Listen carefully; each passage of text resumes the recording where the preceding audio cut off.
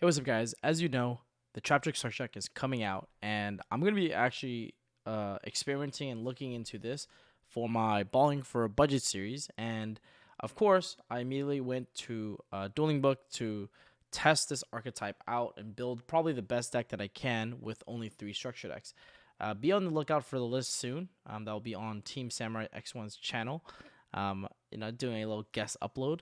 So but let me go into the replay and show you how I'm able to contend and compete with the deck that just won the latest YCS, right? One of the best decks of the format, as people call it, with only 3 structure decks worth of cards, $30 worth of cards against a $1,000 deck, okay?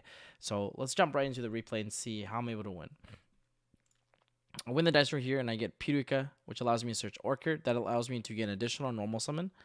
I normal summon Mellow afterwards, using Mello's effect to grab Trap Trick Whole Nightmare, which triggers Sarah's to set the newest card from the archetype, which is Trap Trick Holotea.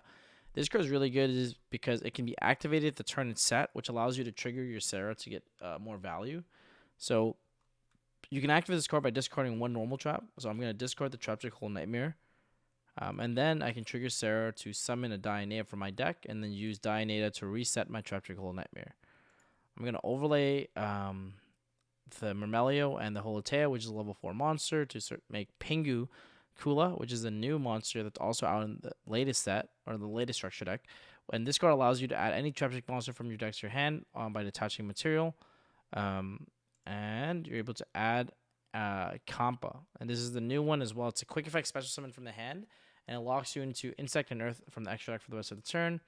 And it has a really cool effect which says that the first time each set card in your spell and trap zone will be destroyed by card effect, it is not destroyed. So you're able to play around Lightning Storm and Duster pretty well with the archetype, so that's pretty nice. Okay, then I'm going to use the Orchid's effect to banish my Pingu Kula for cost to summon back a Trap Trick monster from my hand or graveyard. The reason why I do this is because I want to remove the XCs from the field so that I can bring back level 4 bodies so I can overlay with them. Since Pingu's already kind of like did what it needed to do. So that's like the main reason why I did that. So I'm going to summon right here the another Pyrrhica, and then overlaid both for Rafflesia, set 2. And now I have this card in my hand that can summon during my opponent's main phase to play around their Lightning Storm and Duster. I have 2 traps in the back row and then a Rafflesia. I also have a Holotea, which can banish itself from the graveyard to bring back Myrmelio to pop a back row as well. So pretty good. Let's see. So my opponent goes pot for 6. Didn't have anything crazy, but got talents. I'm like, sure, that's fine. Then my opponent goes Special Unicorn. I'm going to Trap Trick Hole, Floodgate Trap Hole it to book it. And then my opponent's going to try to go Birth. I'm going to activate Holotea to bring back the Myrmelio to pop the Birth. Because the main reason why I do that, even though I know they have talents, is because Trap Trick Whole Nightmare doesn't work on normal summon monsters. So I kind of wanted to pop the Birth. So it kills his extenders and then locks him with Unicorn. There I trigger Sarah to set another Holotea from the deck. And then my opponent goes talents to take my Rafflesia. And they're going to try to go battle phase attack, but I remind them that, like, why would you do this play? Help them out a little bit. Because it's at 300 attack, it just dies, right? So my opponent is just going to basically concede after realizing there's, like, no really good way to, like, win here. Because even if they, like, take Rafflesia and then tribute summon for Fenrir, it's still not enough to, like, win the game. So they just concede. So now we'll go to game 2. So game 1 in the books. Floodgate Trap Holes are one of, like, a really good countermeasure to this type of deck. Here I open Godarla Evenly Match, but my opponent has full combo plus Solemn Judgment, so the game is pretty much not going to go my way. I need this Evenly Match to resolve, basically. Yeah, they grab double Judgment here, so it's going to be really, really rough, to be quite honest. But you'll see that I attempt to try here. Low set 2, pass, summon Semi, I'm like, sure. I go Kaiju, normal summon, hopefully trying to bait a Judgment here. Doesn't fall for the bait. And then here I just basically concede. So there are some good cards in the structure deck that helps you beat this board, like Evenly Match, Kaiju's, all that good stuff, but with Judgment, it's like really, really difficult, to be quite honest.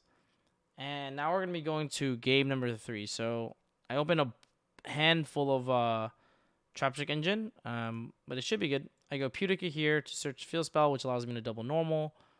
I link it off. Mantis effect will grab me the Aaron Compa. That triggers Sarah to set the Holotea. I'm going to play around Nib by summoning this now and overlaying for Rayquaza so I can send the Gravediggers to play around Nibiru.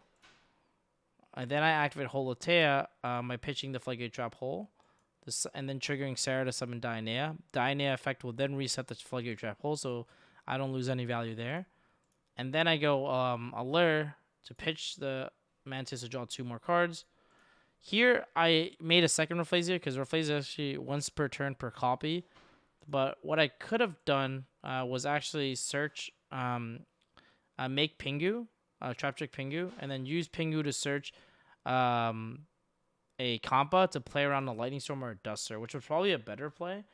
But, I mean, Rayquaza, even if they Duster me, I still have 2 interruptions on Rayquaza, so it's still kind of fine. But, yeah, technically 3 because Holotea can reborn back Pudica as well. And Pudica, when it's special summon, can target a face-up monster your opponent controls and then banish it, right? So I keep I set both my Floodgate Trap holes and keep this in my hand because if I get Lightning Storm, at least like it's better to like get value and keep it.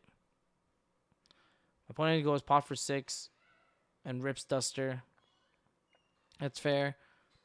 So they're gonna Duster me here for 3. It's not too bad, but it is. I definitely do lose some interruptions there, but thankfully Rayquaza is a form of interruption, and having 2 is really nice because it's really hard to deal with. Like they can't just try to go Battlefields attack Sarah. It's really really difficult there.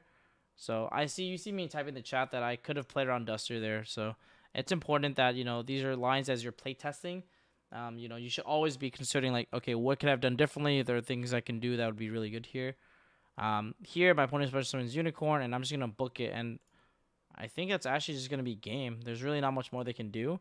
And then on the next turn, I have like a lot of ways to just keep extending and like push for like a lot of damage, right? So like for instance, at the end phase, if they set any back row, it's like totally fine. I can go like Holotea effect, banish itself, summon Mantis, trigger Sarah, set a Holotea from the deck. And in my turn, I can activate Holotea, summon, and then just like pop off and just OTK them.